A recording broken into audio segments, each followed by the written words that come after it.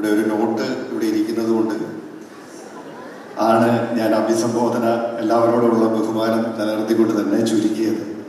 വളരെയധികം സന്തോഷമുണ്ട് ഈ ദുഃഖാന തിരുനാൾ ദിനത്തിൽ ഈ സഭാ ആസ്ഥാനത്ത് ഇങ്ങനെ ഒരു പരിപാടി സംഘടിപ്പിച്ച് അതിൻ്റെ ഭാഗമായി ഇവിടെ ഒരു ആദരവ് ഏറ്റുവാങ്ങാൻ സാധിച്ചത്. പൊതുപ്രവർത്തന രംഗത്ത് രാഷ്ട്രീയ ജീവിതത്തിലെല്ലാം സഭയുടെ ഭാഗത്ത് നിന്ന് ലഭിച്ചിട്ടുള്ള എല്ലാ പിന്തുണയും ഈ അവസരത്തിൽ നന്ദിയോടെ ഓർക്കുകയാണ്. ഇവിടെ ഞാൻ കൈകാര്യം ചെയ്യുന്നത് ഉന്നത വിദ്യാഭ്യാസ വകുപ്പാണ്. അഭിവന്ദ്യ തട്ടിൽ പിതാവ് അദ്ദേഹത്തിൻ്റെ പ്രസംഗത്തിൽ വളരെ കൃത്യമായി ഒരു കാര്യം സൂചിപ്പിച്ചു. കേരളം വിദ്യാഭ്യാസ രംഗത്ത് കൈവരിച്ച നേട്ടങ്ങൾ, അതിനെ വിദ്യാഭ്യാസത്തെ സാർവത്രികവും ജനകീയവുമാക്കി മാറ്റുന്നതിൽ കേരളത്തിന് സാധിച്ചിട്ടുണ്ടെങ്കിൽ അതിൽ ക്രൈസ്തവ സഭയുടെ പങ്കും വളരെ വലുതാണ്. അതാർക്കും നിഷേധിക്കാൻ സാധിക്കാത്തതാണ്, നമുക്കെല്ലാവർക്കും അറിയാം. ഞാൻ കേരളത്തിന് പുറത്ത് പഠിക്കാനൊക്കെ അവസരം കിട്ടിയിട്ടുള്ള ആളാണ്. വടക്കേന്ത്യയിലൊക്കെ യാത്ര ചെയ്യുമ്പോൾ ചില സ്ഥലങ്ങളിലൊക്കെ ചെല്ലുമ്പോൾ അവിടെയൊക്കെ വിദ്യാഭ്യാസ സ്ഥാപനങ്ങൾ, കോളേജുകൾ, സ്കൂളുകൾക്കൊക്കെ ഇങ്ങനെ saint Joseph school, saint Thomas school എന്ന പേരൊക്കെ കാണാറുണ്ട്. അവിടെ ചെല്ലുമ്പോൾ നമ്മൾ വിചാരിക്കുന്നത് ഏതെങ്കിലും അച്ഛന്മാരോ കന്യാസ്ത്രീകളോ ഒക്കെ നടത്തുന്ന സ്ഥാപനമാണെന്നൊക്കെ വിചാരിച്ച് ചെല്ലുമ്പോൾ സഭയുമായിട്ടോ ഏത് ക്രൈസ്തവരുമായിട്ടൊന്നും യാതൊരു ബന്ധവും ഉണ്ടാവില്ല.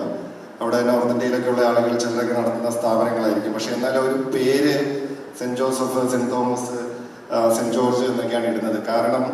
അതിൻ്റെ കാരണം മറ്റൊന്നുമല്ല, ആ പേരുകൾക്ക് കേരളത്തിൽ മാത്രമല്ല രാജ്യത്തെമ്പാടും വിദ്യാഭ്യാസ മേഖലയിൽ ലഭിച്ച ഒരു ക്രെഡിബിലിറ്റി ഉള്ളതുകൊണ്ടാണ്. അത് ക്രൈസ്തവ സഭ വിദ്യാഭ്യാസ മേഖലയിൽ നടത്തിയ പ്രവർത്തനങ്ങൾക്കുള്ള ഒരു അംഗീകാരം കൂടിയാണ്.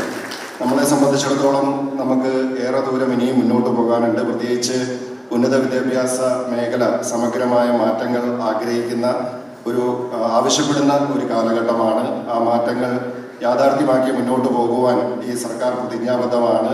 ബഹുമാനപ്പെട്ട മുഖ്യമന്ത്രി അവതരിപ്പിച്ച ബഡ്ജറ്റിലൂടെ കണ്ണോടിക്കുമ്പോൾ ഹയർ എഡ്യൂക്കേഷൻ സെക്ടറിനെ വളരെ പ്രയോറിറ്റിയിലാണ് ഈ ഗവൺമെന്റ് കാണുന്നത് എന്ന് നിങ്ങൾക്ക് ബോധ്യപ്പെട്ടിട്ടുണ്ടാവും.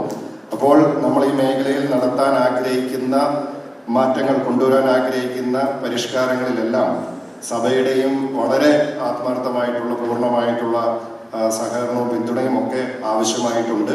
സർക്കാരിൻ്റെ സഹകരണം, ഡിപ്പാർട്ട്മെന്റിന്റെ സഹകരണം സഭയുടെ സ്ഥാപനങ്ങളുമായി ബന്ധപ്പെട്ടുകൊണ്ടും വളരെയധികം ആവശ്യമായിട്ടുണ്ട് എന്ന് എനിക്കറിയാം.